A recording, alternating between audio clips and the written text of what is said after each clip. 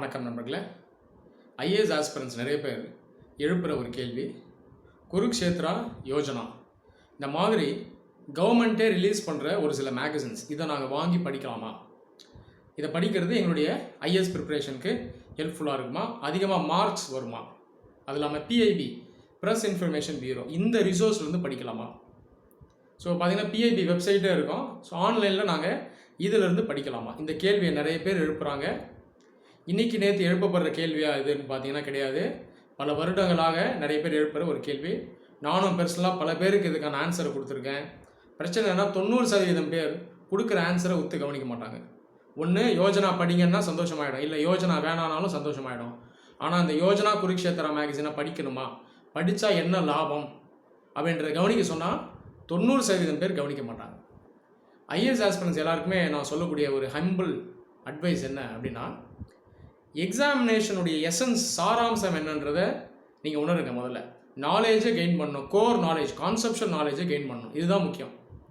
மெக்கானிக்கலாக இந்த சோர்ஸ்லேருந்து படிச்சிடலாமா, இந்த புக்கிலேருந்து படிச்சிடலாமா, இந்த புக்கை படித்தா இவ்வளோ மார்க், இந்த வெப்சைட்லேருந்து படித்தா இவ்வளோ மார்க், இந்த மாதிரி மெக்கானிக்கல் கால்குலேஷனை தயவு செஞ்சு போடாதீங்க. ஏன்னா நிறைய பேருக்கு இந்த ப்ராப்ளம் இன்றைக்கி இருக்குது. ஒரு கம்பல்சிவ் டிஸார்டர் மாதிரி ஆயிடுச்சு அப்படின்னு சொல்லலாம். ஏன்னா சோஷியல் மீடியாவை பார்த்து நிறைய ரிசோர்ஸஸ்லாம் அதில் இருக்குது. அவங்க சொல்கிறாங்க, இவங்க சொல்கிறாங்க. அப்போது இந்த புக்கெல்லாம் நான் ஃபஸ்ட்டு வாங்கி போட்டுட்டா இதை படித்தா எனக்கு மார்க் வந்துருமா, இந்த மாதிரி நிறைய பேர் யோசிக்கிறாங்க. தயவு செஞ்சு இந்த மாதிரி யோசனையை விட்டுருங்க. ஒரு வருஷம் ஒருத்தர் ஃபுல்லாக ப்ரிப்பேர் பண்ணுறாரு அப்படின்னா, கரண்ட் அஃபேர்ஸ்க்கு நியூஸ் பேப்பரை ரெகுலராக படித்து நோட்ஸ் எடுத்து வச்சார்னா, இது இல்லாமல் அவருக்கு அடிஷ்னலாக கரண்ட் அஃபேர்ஸ்க்கு ஸ்பெண்ட் பண்ணக்கூடிய டைம் பார்த்திங்கன்னா ரொம்பவே கம்மியாக தான் இருக்கும். இந்த நேரத்தில் பல மேகசின்ஸை வாங்கி நான் படிக்கவா அப்படின்னு ஒருத்தர் கேட்டார்னா அதை கண்டிப்பாக செய்ய முடியாது. சரி, இப்போது இந்த யோஜனா குருக்ஷேத்ரா போன்ற மேகசினை நான் படிக்கணுமா அப்படின்னு கேட்டிங்கன்னா கண்டிப்பாக படிக்கலாம். படிச்சிங்கன்னா நல்லது. எதுக்கு இந்த மேகசின்ஸ் ஹெல்ப்ஃபுல்லாக இருக்கும்? ஏன்னா கரண்ட் அஃபேர்ஸ்க்கு ஹெல்ப்ஃபுல்லாக இருக்கும்.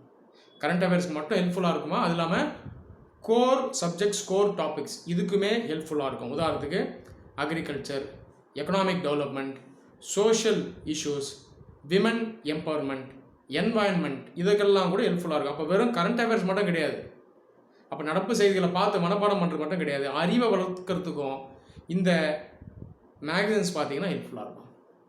ஆனால் கண்டிப்பாக படிக்கணுமா அப்படின்ற ஒரு கேள்வி எழுது. நீங்கள் நியூஸ் பேப்பரை ரெகுலராக படித்து நோட்ஸ் எடுக்கிறவராக இருந்தால் இதிலே உங்களுக்கு பார்த்தீங்கன்னா சப்ஸ்டான்ஷியல் நாலேஜை கெயின் பண்ணிடலாம். கோர் சப்ஜெக்ட்ஸ்க்கும் சரி, கரண்ட் அஃபேர்ஸ்க்கும் சரி, நியூஸ் பேப்பர்லேருந்து சப்ஸ்டான்ஷியல் நாலேஜ் உங்களுக்கு கிடைச்சிரும். இதில் கொஞ்சம் விட்டு போகக்கூடிய கரண்ட் அஃபேர்ஸை ஏதாவது ஒரு மந்த்லி மேகசின் நம்ம வாங்கி அதில் அந்த கேப்பை ஃபில் பண்ணிக்கலாம்.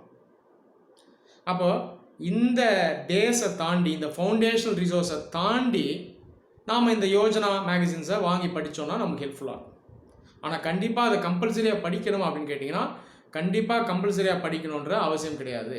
ஒருவேளை நியூஸ் பேப்பர், அதாவது ஃபவுண்டேஷனல் ரிசோர்ஸை நீங்கள் யூஸ் பண்ணாமல் இதை படிக்காமல் குருக்ஷேத்ரா யோஜனா மேகசின்லாம் வாங்கி படிச்சிங்கன்னா இது ஹெல்ப்ஃபுல்லாக இருக்காது, பிரயோஜனம் இருக்காது. அப்போ ஃபவுண்டேஷன் நாலேஜை நீங்கள் கெயின் பண்ணணும், நியூஸ் பேப்பர் படிக்கணும். அதை தாண்டி சப்ளிமெண்ட்டாக குருக்ஷேத்ரா யோஜனா போன்ற மேகசின்ஸை நீங்கள் வாங்கலாம். ரொம்ப சிம்பிளாக சொல்லணுன்னா இந்த மேகசின்ஸ்லாம் ஹார்லிக்ஸ், காம்ப்ளான், பூஸ்ட் மாதிரி. நியூஸ் பேப்பர் தான் உங்களுடைய உணவு.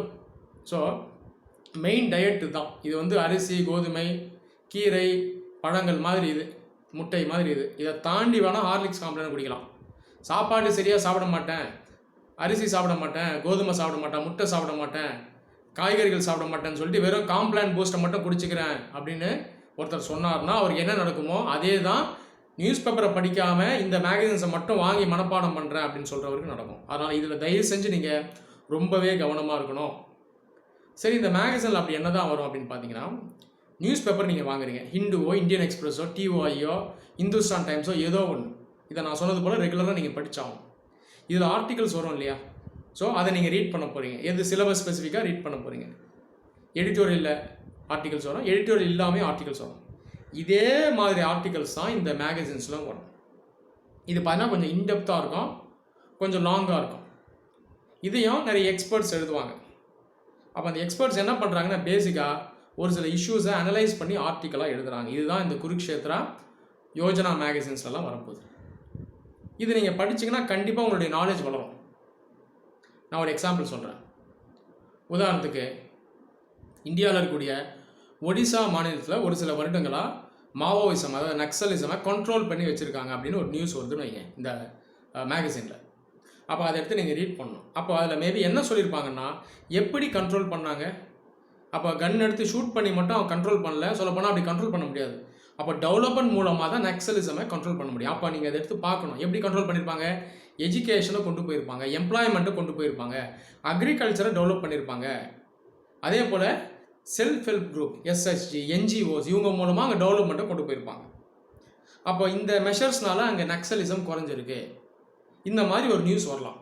அதுலேயும் ஸ்பெசிஃபிக்காக மேபி என்ன சொல்லியிருப்பாங்கன்னா, விமன் இவங்க இனிஷியேட்டிவ் எடுத்து இவங்களும் இதில் ஒரு ரோல் ப்ளே பண்ணியிருக்காங்க. உதாரணத்துக்கு விமன் செல்ஃப் ஹெல்ப் குரூப் மூலமாக ஏற்கனவே இந்த நக்சலைட் சார்ந்த இந்த விமன் அவங்கள அதுலேருந்து எடுத்துகிட்டு வந்து இதில் வேலை வாய்ப்பு அளிச்சிருக்காங்க, கல்வி அளிச்சிருக்காங்க, நியூஸ் வரலாம். இதை தான் நீங்கள் படிக்க போகிறீங்க. அப்போ இதில் நீங்கள் என்ன சார் கெயின் பண்ணுறீங்க? கான்செப்ஷன் நாலேஜை கெயின் பண்ணுறீங்க. Internal security, economic empowerment, social issues, women empowerment, rural development, இதை தான் நீங்கள் லேர்ன் பண்ணுறீங்க. அப்போ இந்த சாராம்சம், இந்த நாலேஜ் தான் கெயின் பண்ணுவே தவிர மனப்பாடம் பண்ணக்கூடாது. ஒடிசாவில் எந்த மாநிலத்தில் இது நடந்தது, எப்போ நடந்தது, இதில் மெயினான ஃபிகர்ஸ் யார், யாரோ ஐஏஎஸ் ஆஃபீஸர் இதை எடுத்து பண்ணாரா, மந்திரி எடுத்து பண்ணாரா, இதெல்லாம் நமக்கு தேவையில்லை. நாலேஜை மட்டும் கெயின் பண்ணும். இப்படி நாலேஜை கெயின் பண்ணிங்கன்னா இது உங்களுக்கு எக்ஸாமுக்கு ஹெல்ப்ஃபுல்லாக இருக்கும். அப்போ இதை மட்டும்தான் நீங்கள் இந்த மேகசின்ஸ்லேருந்து எடுக்கணும். நான் சொன்னது போல் பேஸ் நாலேஜை நியூஸ் பேப்பர்லேருந்து எடுத்துகிட்டு இதெல்லாம் சப்ளிமெண்ட்டாக யூஸ் பண்ணணும். ஒரு வேளை இந்த மேகசின்ஸை படிக்கிறதுக்கு நேரம் இல்லை அப்படின்னா விட்டுடுங்க, ஒன்றும் பிரச்சனை இல்லை. நேரம் இருக்குது, படிக்கிறீங்கன்னா நல்லது. ஆனால் நான் சொன்னது போல் ஃபவுண்டேஷன் நாலேஜை போடாமல் இதை போய் ஃபுல் டைமாக படிச்சிங்கன்னா ஆபத்தாயிடும். அப்படி பண்ணிங்கன்னா என்ன ஆகும்னா, நாலேஜ் வளராது.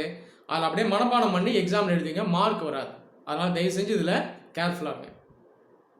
அடுத்தது பிஐபி, ப்ரெஸ் இன்ஃபர்மேஷன் பியூரோ. இது கவர்மெண்ட்னுடைய அஃபிஷியல் வெப்சைட்.